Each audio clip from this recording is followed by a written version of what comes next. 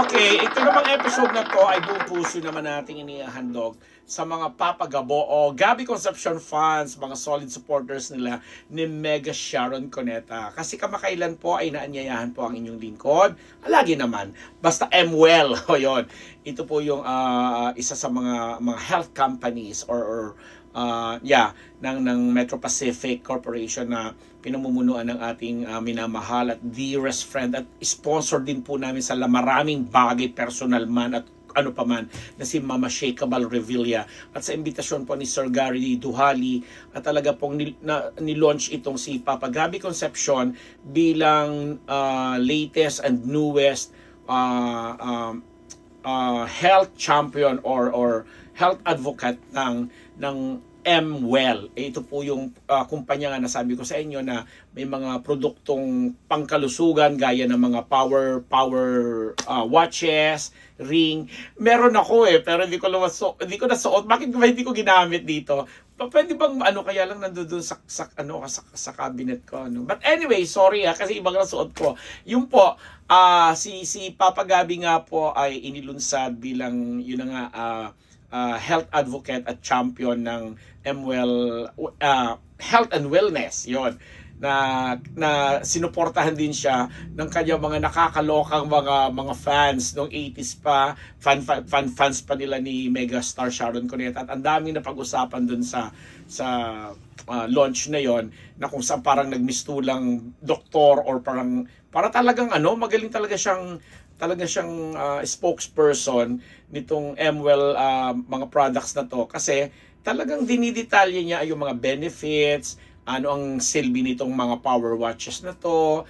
3 things yung sinabi niya kasi minimeasure nito ang ating blood pressure, ang ating yung heart rate, yung mga pulse rate at saka ano pa ba mga lahat na may connection, may mga health metrics na tinatawag na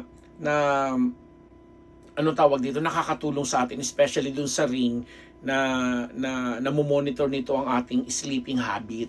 Kaya nga binigyan pala niya ng ring si Sharon kasi di ba nagkaroon sila ng Dear Heart concert, nagkaroon sila ng US tour Canada.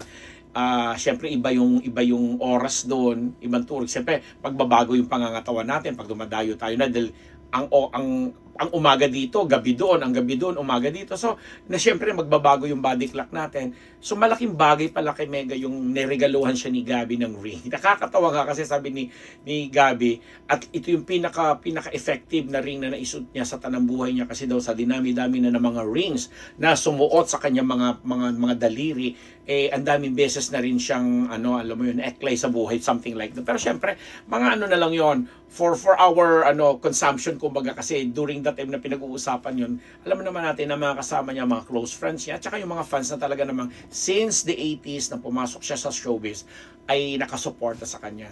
And dun nga sa slogan ng MWell na health is the new handsome, siyempre naman perfectly bumagay yung kay Gabby Concepcion kasi naman alam naman natin na isa si Gabby Concepcion sa mga matinee idols at hanggang ngayon nagtataglay pa rin ng kakisigan na talaga namang pang showbiz, kakaiba, artistahin talagang itsura. Kasi ako ang dami-dami ko nang nakasabay nakita since nagsimula noong 1986 sa showbiz. Dami ko nakita mga artista talaga sa umpisa, ang gagwapo, ang gaganda, pero habang tumatagal, which is yun naman talagang normal na, yun ang natural, hindi normal, but the natural way na pag-grow, pag-mature ng isang tao, na yun talagang yung sa kasagsagan ng kumbaga sa bulaklak ay namumukadkad ka, ang ganda mo, talagang dumarating yung panahon na nangunguluntoy ka at natutuyot at nag-iibang itsura mo. Pero may mga tao nga at may mga bagay din kasing hindi ganun kalbilis ang pag-age. At isa nga ito si Gabby Concepcion. Kaya nga siguro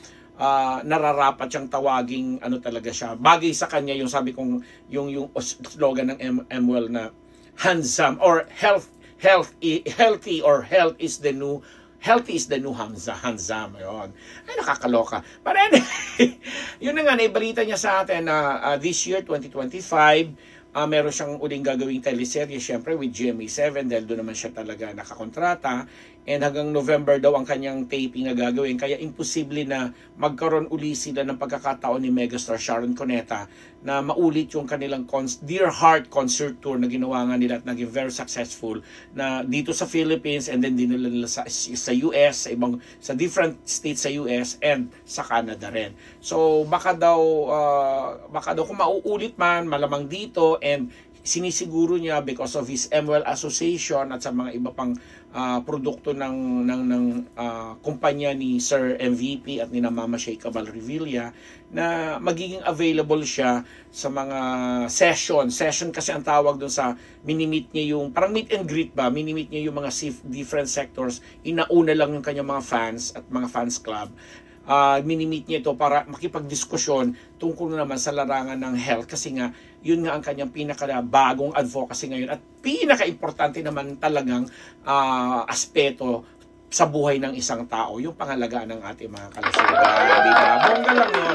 Kaya kami nasabi ko nga at 58, pinaproud na ako mong binabalandra ko na nag-birthday ako na last February na 58 years old tayo rin sumusunod sa mga ganyang reglamento, sa mga ganyang advokasya, sinusuportahan natin yan kasi bukod nga sa katawagang health is the new handsome, health is the new handsome, health is wealth, at kung ano pa may kinalaman sa health, wala talagang tatalo sa health. Kasabi nga ng aking kaibigan si Jessica Soho, Ambet, alagaan natin ang sarili natin, kailangan tumanda tayo na kasi ang sarap mabuhay kahit may edad ka na o tumanda o nag-mature ka, nang ibig niya sabihin is basta for as long as ini-enjoy natin ang buhay na masaya tayo. Kasi ang dami na rin na po na talaga naming mga kaibigan kasama sa industriya na medyo talaga siguro sa lifetime nila ito lang yung inabot ng edad nila. Mayroong mga kamakailan lang mga bata pa talaga.